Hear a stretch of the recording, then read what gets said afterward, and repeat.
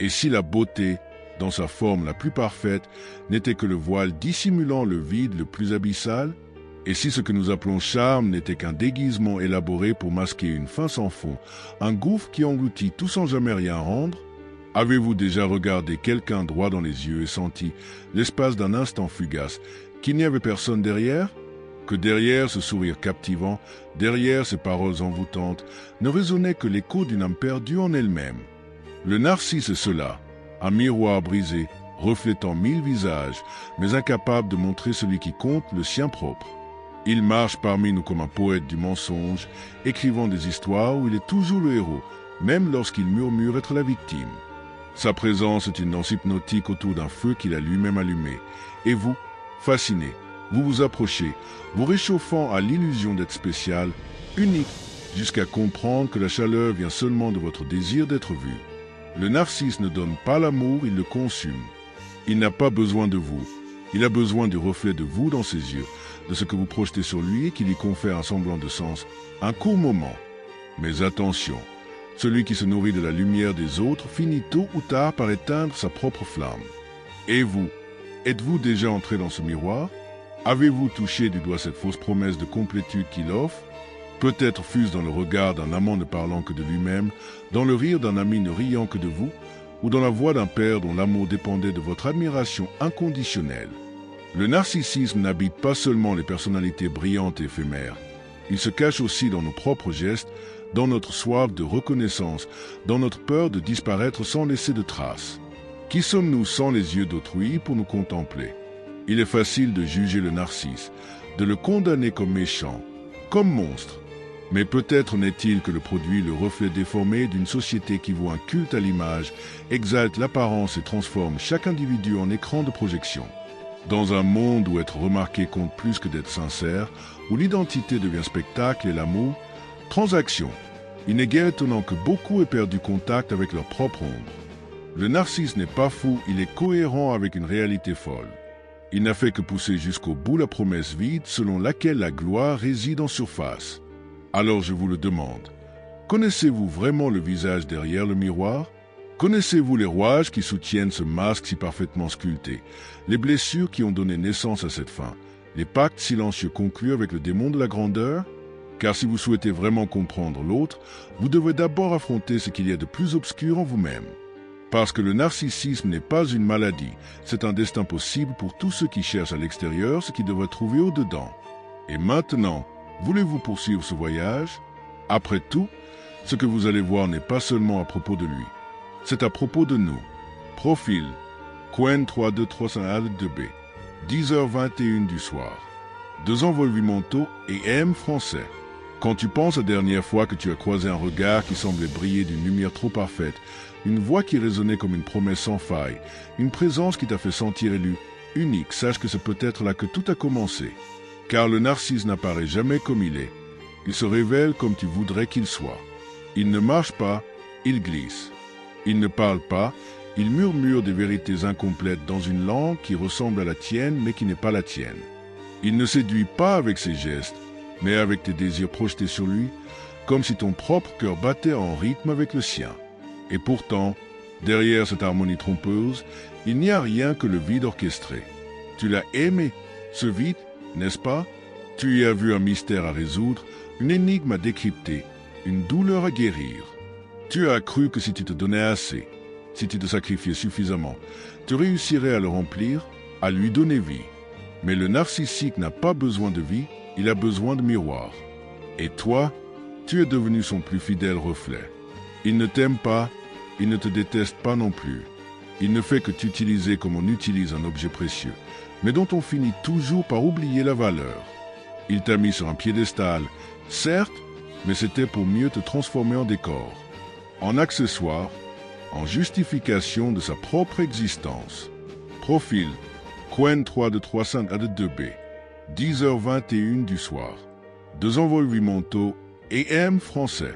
Quand tu penses la dernière fois que tu as croisé un regard qui semblait briller d'une lumière trop parfaite, une voix qui résonnait comme une promesse sans faille, une présence qui t'a fait sentir élu, unique, sache que c'est peut-être là que tout a commencé. Car le narcisse n'apparaît jamais comme il est, il se révèle comme tu voudrais qu'il soit. Il ne marche pas, Il glisse. Il ne parle pas, il murmure des vérités incomplètes dans une langue qui ressemble à la tienne mais qui n'est pas la tienne.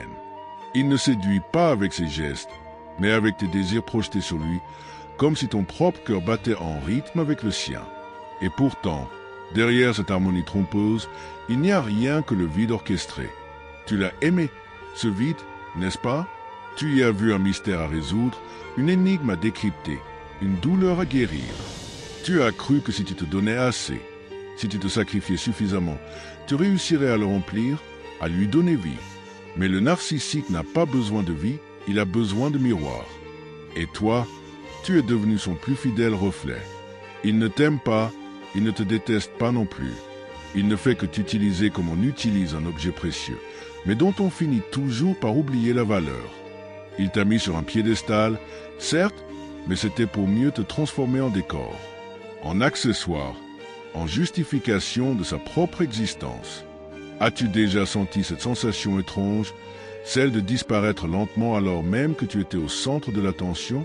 Le narcisse adore cela, faire croire qu'il voit l'autre, tout en le consumant silencieusement. Il te regarde, mais il ne te voit pas. Il t'écoute, mais il ne retient que ce qui flatte son ego. Il rit avec toi, mais son rire est un masque qui cache l'absence de joie véritable.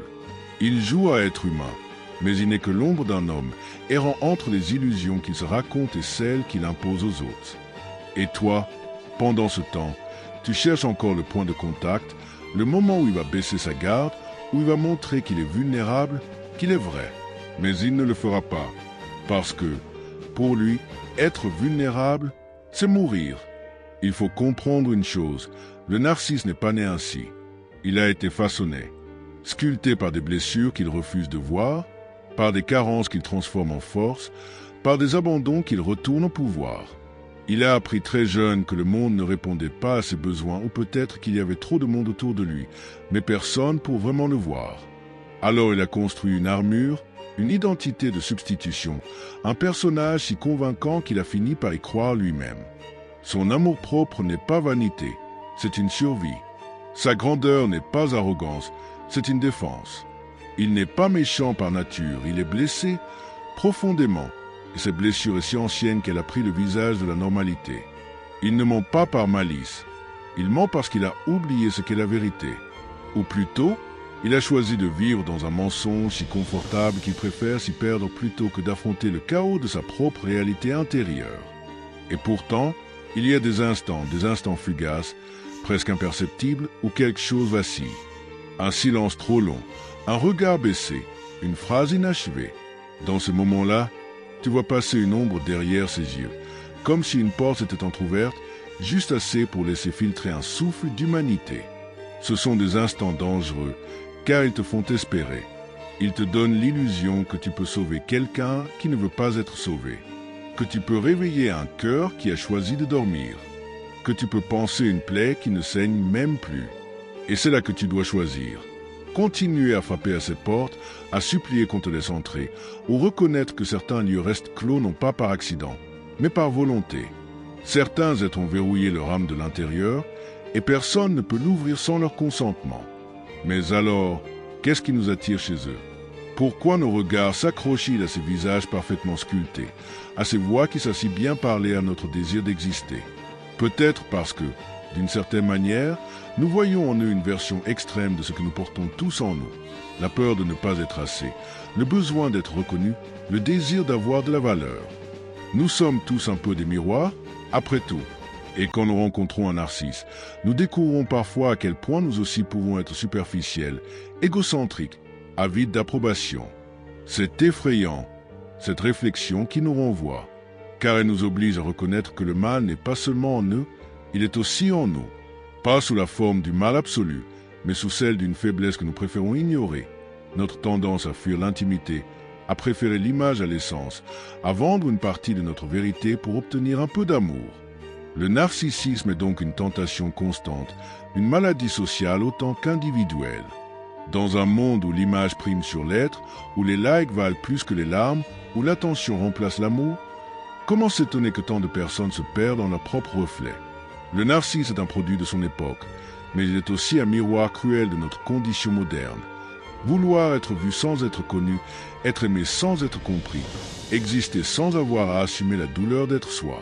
Et toi, spectateur de cette tragédie, es-tu sur ne jamais avoir agi de la même façon?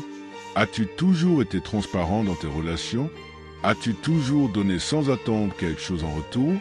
As-tu toujours été honnête avec toi-même avant de l'être avec les autres? Car ici, dans cette obscurité où tu commences à te reconnaître, se trouve le point de rupture. Tu ne regardes plus le narcisse comme un autre, tu le regardes comme une part de toi que tu refuses de voir. Et cette prise de conscience est douloureuse, car elle signifie que le combat ne se livre pas contre lui, mais contre toi-même, contre ta propre tendance à fuir la vérité, contre ta peur d'être nu devant l'autre, contre ton besoin de validation extérieure. Le narcisse n'est pas ton ennemi, il est ton reflet inversé, celui qui t'oblige à affronter ce que tu caches, ce que tu nies, ce que tu étouffes sous des couches de sourire, de compliments, de silence complice. Et maintenant que tu as vu cette image, tu ne peux plus faire comme si elle n'existait pas. Alors, que vas-tu faire? Continuer à chercher l'amour dans les yeux qui ne te verront jamais vraiment? Te laisser attirer par ceux qui brillent mais ne chaleur pas? Accepter de jouer un rôle dans une histoire où tu n'es qu'un accessoire? Ou bien vas-tu enfin te tourner vers toi-même, plonger dans les abysses de ton propre cœur et accepter de vivre une relation sincère, même si elle est douloureuse, même si elle est imparfaite, même si elle te demande de renoncer à toutes les illusions que tu as bâties autour de toi? Car ce n'est qu'en touchant ta propre vérité que tu cesseras d'être manipulé par les faux reflets. Ce n'est qu'en assumant ton ombre que tu pourras distinguer la lumière qui vient de l'autre sans la confondre avec ton propre désir de briller. Et peut-être que, dans ce processus, tu découvriras que la vraie liberté n'est pas dans l'amour parfait, ni dans l'homme idéal, ni dans la femme rêvée. Elle est dans la capacité à aimer sans dépendre, à être proche sans se perdre, à créer des liens sans les transformer en chaînes. Elle est dans la lucidité, dans la franchise, dans la volonté de traverser la nuit intérieure pour en sortir transformé. Et quand tu seras prêt, quand tu auras abandonné le besoin de te mirer dans les yeux des autres, alors tu verras le narcisse pour ce qu'il est, un fantôme, une illusion, une ombre projetée sur les murs de la caverne. Et toi, désormais, tu marcheras vers la lumière, non pas celle qui vient de l'extérieur, mais celle que tu portes en toi, celle que tu as osé allumer en acceptant de voir la vérité, même quand elle faisait mal. Parce que c'est ça, le véritable dépassement, ne plus chercher l'approbation, mais cultiver l'intégrité. Ne plus fuir la douleur, mais l'accueillir comme guide. Ne plus craindre le vide, mais y descendre pour en extraire la pierre brute de soi.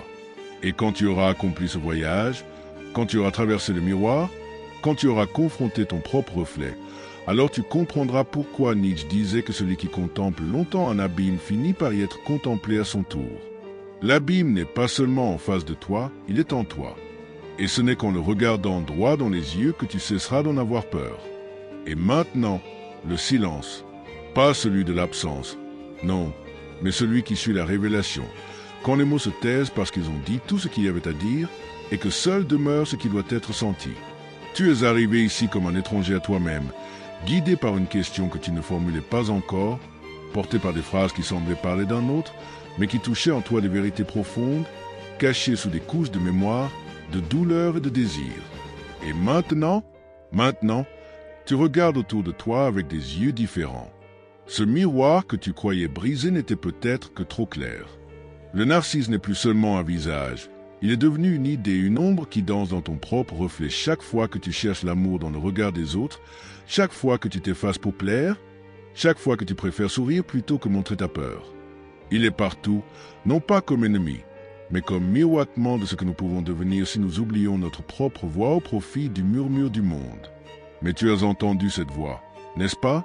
Elle a frémi quelque part en toi, même faiblement, pendant que tu écoutais ces mots. Peut-être dans un souffle retenu, peut-être dans une larme retenue. Elle est là, tapie derrière le masque que tu portes depuis si longtemps. Alors je te demande, jusqu'à quand vas-tu continuer à te regarder à travers les yeux des autres? Jusqu'à quand vas-tu vendre des morceaux de ton âme pour acheter quelques secondes de reconnaissance? Le vide que tu crains n'en est pas en dehors de toi. Il est dans les espaces que tu refuses de voir en toi. Et pourtant, c'est précisément là, dans ce silence redouté, que se trouve la source de tout. Car ce que tu fuis te hante, mais ce que tu affrontes te libère. Tu as vu le reflet. Tu as entendu l'écho. Tu as touché la blessure. Et maintenant, tu dois choisir. Continuer à fuir ou de tourner vers toi-même avec le courage d'un guerrier fatigué, mais déterminé. Parce que la véritable force ne se trouve pas dans les applaudissements du monde, ni dans les regards admiratifs, ni même dans l'amour des autres. Elle se trouve dans la capacité à vivre sans illusion, sans mensonge, sans masque, à être seul et à ne pas avoir peur. Il n'y a pas de lumière sans confrontation avec l'ombre, pas de liberté sans abandon des faux dieux, pas de vérité sans passage par le chaos. Et ce que tu viens de vivre n'était pas une histoire sur le narcissisme, c'était un miroir tendu vers toi où chacun de tes silences a trouvé un écho. Alors, maintenant que tu as vu ce que tu étais capable de nier, que vas-tu faire de cette vérité?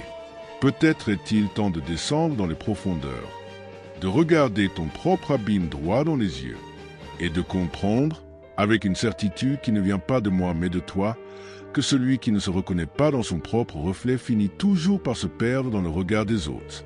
Et si tu as senti quelque chose bouger en toi, si une porte s'est entr'ouverte, si une lumière s'est allumée dans un coin sombre de ton cœur, alors reste, partage, écris, dis que tu es passé par ici, que tu as été touché, changé, ébranlé, parce que ce que tu viens de vivre n'était pas juste un moment parmi d'autres devant un écran.